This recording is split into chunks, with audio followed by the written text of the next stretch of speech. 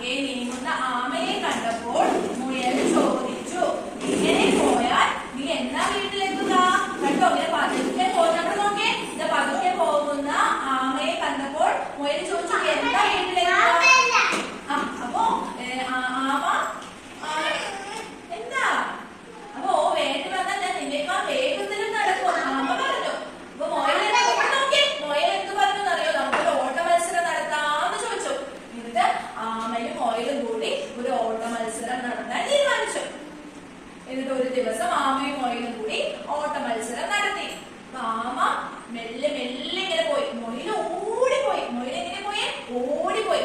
പാതി വഴിയിലെത്തിയപ്പോ മുയൽ തിരിഞ്ഞു നോക്കിയപ്പോ ആമയെ